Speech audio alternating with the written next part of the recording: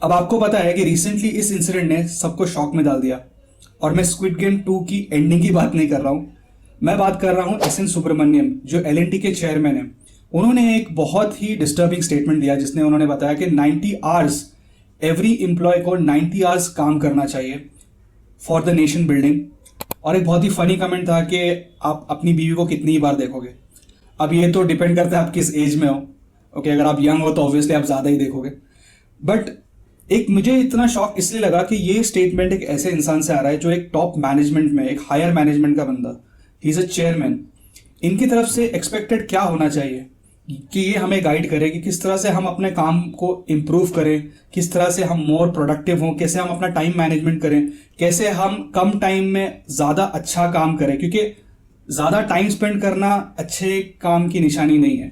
अगर आप अपने ऑफिस में रोज़ 15 घंटे 16 घंटे भी कर रहे हो काम, दैट डजेंट रियली मीन कि आपने बहुत ज़्यादा अच्छा काम किया आज।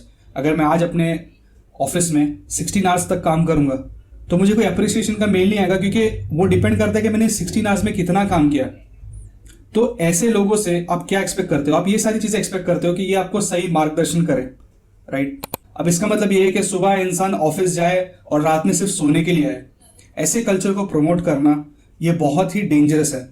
And I am really sorry कि किस टाइप से वहाँ पे एम्प्लॉयज़ एक्चुअली काम कर रहे हैं, स्पेशली सर्विस बेस्ड कंपनीज में।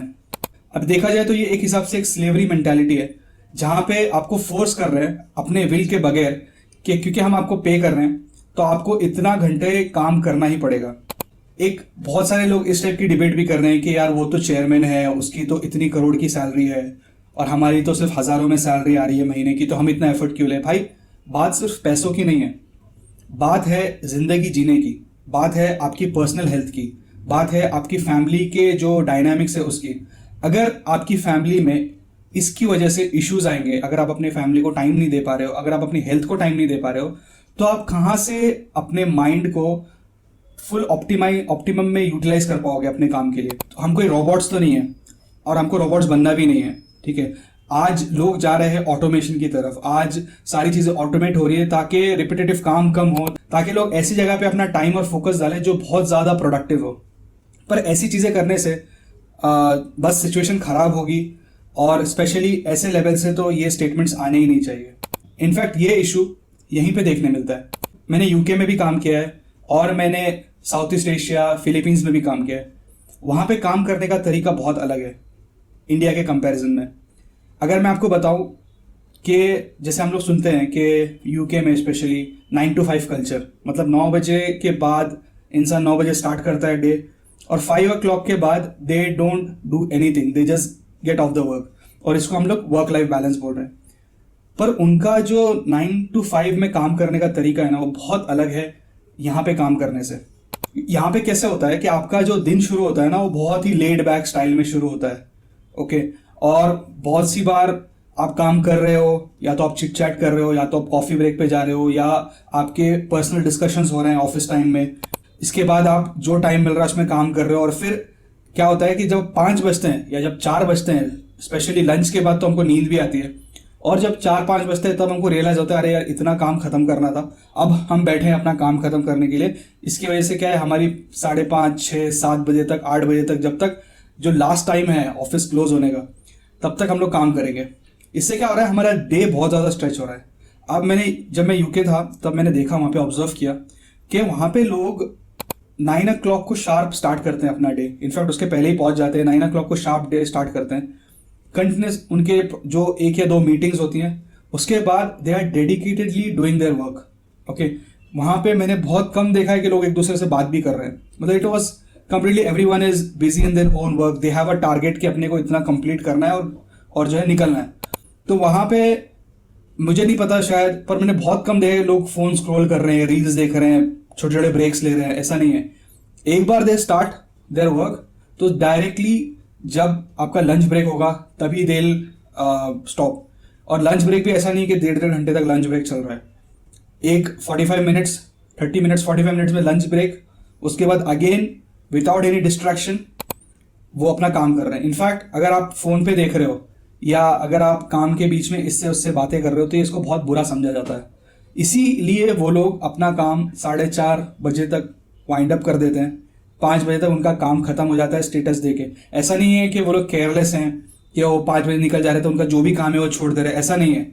ये भी सोच हमारे हिसाब से गलत है। अगर हाँ काम एक्सटेंड हो रहा है तो दे आर वेटिंग देयर, 6 साढ़े 6 बजे भी लोग निकलते हैं ऑफिस से, पर क्योंकि वो इतने प्रोडक्टिवली काम कर रहे हैं इसकी वजह से उनमें डिले होने के बहुत कम चांसेस है। इनफैक्ट इसीलिए वो लोग अप्रिशिएट करते हैं कि आप 5 बजे निकलो, ताकि वो भी ये समझते हैं कि 5-8 घंटे बहुत होते हैं काम करने के लिए। और अगर आप 5 बजे के बाद भी ऑफिस में बैठ रहे हो, काम कर रहे हो, दैट मीन्स आपने अपना काम सही से नहीं किया। और इसी के लिए कभी कभी ऐसा भी होता है कि आपको आपके मैनेजर से या सीनियर मैनेजर से मेल आ जाएगा कि आप इतनी देर तक क्या कर रहे हो। वो इसलिए नहीं कर रहे कि वो आपके लिए कंसर्न है कि प्लीज घर जाओ, वो इसलिए कर रहे हैं कि उनको पता है कि आपने सही टाइम को यूटिलाइज नहीं किया। इसके लिए अच्छा काम करने के लिए ये जरूरी नहीं है कि आप घंटों घंटों बैठो। अच्छा काम करने के लिए ये जरूरी है कि अगर आप 2 घंटे भी काम कर रहे हो तो 2 घंटे में इतना फोकस और डेडिकेशन के साथ काम करो, डिस्ट्रैक्शन बिल्कुल मत रखो, ताकि आपका 2 घंटे में पूरा काम खत्म हो जाए। अगर आप फुल्ली प्रोडक्टिव रहना चाहते हो तो मेरे पर्सनल एक्सपीरियंस से आपका दिन शुरू होता है रात से। रात में जितनी अच्छी आप क्वालिटी नींद लोगे उतना ही दिन आपका काम में अच्छा जाएगा। अगर आप टारगेट करते हो कि 7 to 8 आवर्स मुझे रोज रात में सोना है, तो आप देखोगे अगर आज मैंने रात में लेट्स से मुझे सुबह 9 बजे काम स्टार्ट करना है और मैं अगर आज रात में 12 बजे तक सो जाता हूँ, तो 8 घंटे की प्रॉपर मैं नींद लेके जब मैं काम स्टार्ट करूंगा तो मेरा माइंड फुल फ्रेश रहेगा। ओके, मुझे फटीग नहीं होगा, मुझे डिजीनेस नहीं होगा, मुझे नींद नहीं आएगी काम के बीच में। इसके बाद आपको अपना डे का टारगेट सेट करना है कि आज मुझे इतने सारे टास्क कंप्लीट करने हैं। अगर आप विदाउट टारगेट अपना दिन शुरू करते हो तो आप कुछ अचीव नहीं कर पाओगे, क्योंकि आपको पता ही नहीं है कि जाना कहाँ है। तो डेस्टिनेशन ध्यान में रखो, टू डू लिस्ट बनाओ कि आज मुझे 4 या 5 टास्क कंप्लीट करने हैं और फुल फोकस के साथ उनको इक्वल टाइम डिवाइड करके दो। जहाँ पे 2 घंटे लग रहे हैं, जहाँ पे 3 घंटे लग रहे हैं, उस हिसाब से काम को डिवाइड करो। आपको पता है कि आज के टाइम पे सबसे मुश्किल चीज़ क्या है? वो है फोकस रहना। भले से आप सुबह उठ के पूरी टू डू लिस्ट प्रिपेयर कर लो, आपको पता हो कि ये सारे टास्क मुझे आज किसी भी हालत में कंप्लीट करने हैं, फिर भी जो फोकस होता है ना वो बहुत ही मुश्किल चीज़ है। और इसका सबसे बड़ा रीज़न है रील्स, क्योंकि रील्स जो है वो अपने माइंड में एक स्टिमुलेशन क्रिएट करता है। क्योंकि जब भी आप रील्स देखते हो आप फुल्ली अपने जिस चीज़ में आप इन्वॉल्व हो वहाँ से पूरी तरह से आप हट जाते हो। इसकी वजह से जितना हो सके उतना इसको अवॉइड करो। अब बहुत सारी स्ट्रैटेजीज है, पर मुझे लगता है ये सारी स्ट्रैटेजीज जो है बहुत ही वेग है। ठीक है, बहुत से लोग इस पर बहुत सारे वीडियोस बनाते हैं, प्रोडक्टिविटी ऐसी, प्रोडक्टिविटी वैसी। अब ये पर्सनल चीज़ है और एक हैबिट है, ये आपको अपनी तरह से बिल्ड करनी पड़ेगी। आपको खुद अपने आप को रिमाइंड करना पड़ेगा कि नहीं, अभी नहीं देखना है, अभी नहीं देखना है। इनफैक्ट मैं खुद इस प्रॉब्लम से जूझ रहा हूँ एवरी डे, जबकि मुझे पता होता है मुझे ये सारे काम करने हैं, फिर भी ऐसा नहीं है कि काम से फ्री होने के बाद हम लोग रील्स देख रहे हैं। ऐसा होता है कि काम करते करते एक स्टिमुलेशन आता है कि मुझे चाहिए अभी देखना, और वो जो मैं तो कितनी बार ऐसा हुआ है मेरे साथ कि मैं मेल लिखते लिखते छोड़ देता हूँ, बीच में ही छोड़ देता हूँ मेल, और फिर 5-10 मिनट रील्स देखता हूँ, फिर वापस से उस पर फोकस करता हूँ। मतलब मेरा फोकस जाने से फिर से उसी जगह पे फोकस आने पे जो एफर्ट्स लगता है उसी से मुझे लगता है आधा मेरा माइंड ड्रेन हो जाता है।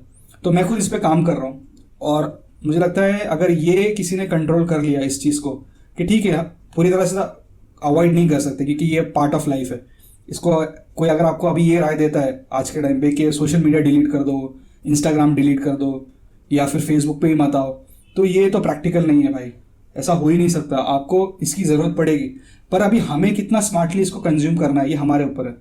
अगर हम चाहते हैं कि इसकी वजह से हमारे बाकी सारे काम डिले हो जाए, बस हमको यही देखना है दिन में रात में, तो फिर तो भाई हम कहीं नहीं पहुंच रहे, उल्टा हम पीछे ही जा रहे हैं। पर अगर आप इसको एक एंटरटेनमेंट के लिए यूज़ करो, वो भी अपने हिसाब से, ठीक है, जब मेरे को सही में बोर हो रहा है या फिर मुझे बिल्कुल ही नहीं अब चलो थोड़ा सा टाइम है तब आप देख लो, पर इसकी वजह से आपका जो होने वाला काम है उसमें रुकावट नहीं आनी चाहिए।